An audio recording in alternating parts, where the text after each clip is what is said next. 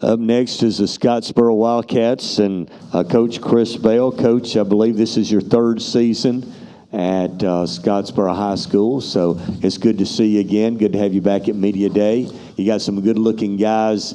They're on the all-dressed team today, and they're looking sharp up there, and we appreciate you being here. Guys, thanks for being here today, and I don't know if you want them to introduce themselves or you introduce them, but then some opening comments from you. All right, I'd love for them to introduce themselves, but they're being a little bashful right now. They're usually not bashful in the locker room, but they are right now. On my left, far left is Austin Berger, senior defensive end. Right beside me is Keelan Alvarez, who's our fullback, senior. And to my right is senior linebacker Drew Smith. Just a couple opening comments. This is year 3. We're excited about where we are. This has probably been, I thought we had a great offseason last year. This year, I think we've had a better offseason. Kids we're not having to reteach things like we've had in the past. They're starting to adapt just across the board. We've made a couple of changes. We've got our defensive coordinator from the last 2 years, Ryan Dobbs, ended up getting married. His wife she's got a pretty good job in Birmingham that she couldn't leave, so he's left and he's back in Birmingham. Ryan's actually a Vestavia native and graduated from Vestavia Hills. He's coaching at he's actually at Oak Mountain, and so where we came from. And we've hired Miles Keith to come in and be our defense coordinator, and like where he is and where we've got the defense right now. Miles was with us 2 years ago, our first year coaching linebackers, and then he left last year to go to Crossville for a year, and then we were able to get him back. Got our special teams guys. We've got Cole Reich, who's our kicker. He's back. Eli Sparks is our punter. He's back. We've got our return guys back, Reed Potter. And Antonio Brox will come in and help us with the return game this year. Long snapper's back.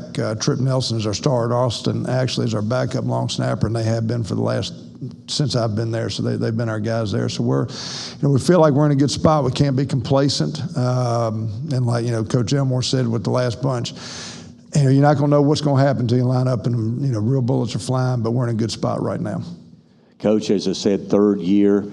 Are you where you want the program to be? Obviously, after 3 years, obviously you'd want more wins, but do you think you've got the foundation of the program where you'd like to have it right now at Scottsboro? Well, I don't know. You're never where you want to be. I think, if you are, then you're probably not setting your expectations high enough. So I think there's still a lot of room to grow, but we are certainly much, much further ahead than we've been at this time in the past. So it's been good. Our old guys get it. I tell you what I really like about this bunch is our old guys are doing a really good job of coaching the young guys up and getting the expectations established to them. And our sophomore group has, they've really come on, and I really like that group. They've grown a lot since their 9th grade year. But the freshmen that are coming in, these guys are doing a great job of just, getting them indoctrinated into how we do things. Well, Coach, your first year, of course, is a big learning process. But last year, that win over Guntersville, was that a program-changing type win? Well, it was certainly a big win, but those wins, you've seen teams, have big upsets and then they don't follow it up. I think the best thing we did was the way we followed up after that ball game, and we certainly used that as a springboard. We could have come out and just laid an egg the next couple of weeks, and that game wouldn't have really meant anything. It had just been a blip on the radar. So I think it gave our kids. I think our kids knew they had confidence that they could win. I think it was just it was one of those tangible deals that once you do it and the kids said, okay. But our kids knew it going in. I knew all week. And that's not, I don't want it to go up on Guntersville's bulletin board, but I was doing everything I could to just downplay that ball game in the press with, that we had. And we played well against Priceville the week before. I coached us into a loss in that ball game. And just, it was just one of those things. That was probably one of the, I've been sick after a few ball games as a coach, but that one was I felt like I'd really let our guys down, and I felt like they certainly played well enough to win that ball game, and I took it away from them at the end, and I hated that, and so we just really from that night on, I don't know that I went home that night, and by the time I left that field house early Saturday morning, there was no doubt that we were going to win that next week. And our kids just, they just kept gaining confidence, and certainly played well. But again, I mean, you got to come out and do it week to week. Well, this is for the players. And you can tell the way you guys dress, and, I want you to speak on this a little bit. Does Coach Bell, does he take special, attention to detail? Is that his coaching style? Yes, sir, absolutely. Coach Bell, he preaches just the small things that matter, and he cares about the small details.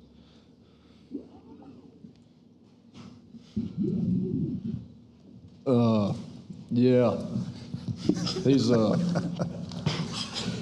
good coach. He cares about us a bunch, and the way we dress says a bunch about him, and so just honoring him. Just like Drew and Austin said, we're classy everywhere we go. That's all it is. Meant a few words. So. Coach Bell, Coach Elmore just hit on it. You guys playing each other right off the hop. You got to go on the road here in Fort Payne, and that game means something. I mean, it's a non-region game. I know everybody says region matters. That game matters. Right. Particularly when you've lost the last two. So that definitely would add to it. My point to that is, you guys have no room for error. These weeks leading up, it's fixing to be every hour is important leading up to that game. Can you talk about what it's going to take to have those guys dialed in right off the hop in such a huge game and atmosphere? Well, and again, when we played them my first year in the middle of the season, and then when they did the region, and that was a region game then. And when Cris and I talked about where we wanted to put that game, I like it early. We got North Jackson. I saw Joe just come in, and we've got them right after that. So I think it's good to have big games early because it gives you a sense of urgency. In your in your summer, your preseason fall camp, your kids really have to. There's no. You said it great.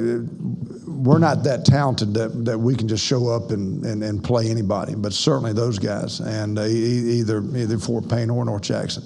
We've got to, our margin of error is slim, and that's why little things matter. You've got to do the little things, but as far as what to do, it comes back, and Coach Elmore said this with this bunch, you really got to play to your standard. You can't get so caught up in who you play, because if you do, then when you are playing somebody that maybe the kids view as a lesser opponent, then they're not going to show up that week. So what we really try to stress is that, we've got to come up, there's a standard that we've set, and the only thing we want to do is raise that standard. We don't ever want to lower it. And I think, it's a daily deal. It's a battle. I think you got to wake up each day and, clap your hands and say, let's get after it today. And, today's the first day of the rest of your life kind of deal. Let's make it happen. This is for the players. Going back to that second round against Leeds, how much does that fuel the fire for this season, wanting to go to round 3 and round 4 going into the off season?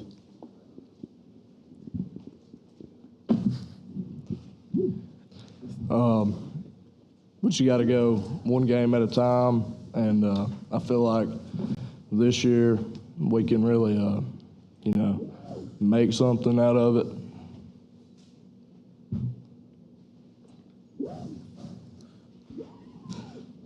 I think losing the Leeds last year in the playoffs, it was an eye-opener for us. We went in that game, and I'm being honest, I don't think just because of the talent they had, that some of the guys in that room didn't believe that we was going to win that game. But I think this year, with the senior class that we have, with the leaders that we have on this team, we're going to get that straightened out, and we're going to go into every game believing that we can win that game. Going against Leeds, I feel as if they were very disciplined against us, and we worked our butts off to play against them. But I feel as if this year we're going to have a different mindset, come bigger, stronger, faster, and we like the challenge to play everyone. So I feel as if that gave us a big challenge. Before we played Leeds, we had a strong Decatur team that was very fast, they showed us what a playoff team would feel like, and I feel like Leeds gave us that. And I feel like this year with our seniors, we know what we got to do. Coach, you can comment on this too. I generally ask the coach this question, but I thought I'd ask the players this time because you guys are leaders on the team. I usually ask the coach what he feels like will be the strength of the team. Now, I'm asking you guys as leaders of the team today, you've been with your guys all summer, you've been with them for 4 years now. What do you think will be the strength of this year's Scottsboro Wildcat team, your team?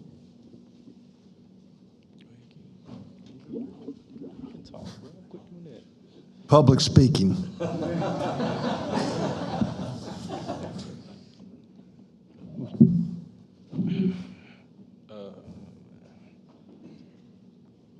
Go, bro. I don't know. What I think the strength of the team will be is our defense. Our defense is really disciplined. On and off the field, I see them working hard every day. I mean, they stopping the triple option every day, so I put my trust in them. Because you got to be very disciplined to stop a triple option. I feel like our strength is how close we are as a team and how good we play together. I'm going to hit on what Drew said. We have guys, we're on the field, we're brothers. Off the field, we're all hanging out, doing things as a team. And I think us being close together with football and then our actual lives outside of football is what's going to help us in our strong point of this team.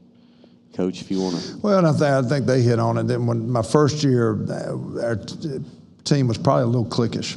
And I think we have, the kids have done a good job of flushing those cliques out. And, I think for the most part, anytime you got a group of 70-plus kids, you're going to have, some kids, but they've really done a good job of trying to incorporate everybody into what we do. And again, I think the off season, does a lot for that. But when you see our guys in the weight room, you see the way they work, when we're doing our conditioning, they do a great job of picking each other up. And, as far as specific on the field, I expect us to be, good defensively. I think our offensive line, we lose one starter on the offensive line. And again, just the experience that we bring to the table this year. It's the kids are, which helps us mentally. The kids are much further along mentally than we have been the last couple of years. All right, guys, thanks for being with us today. Good luck to the Scottsboro Wildcats in 2023. Thanks, Good Jim. to see you guys. Thanks. In North Jack.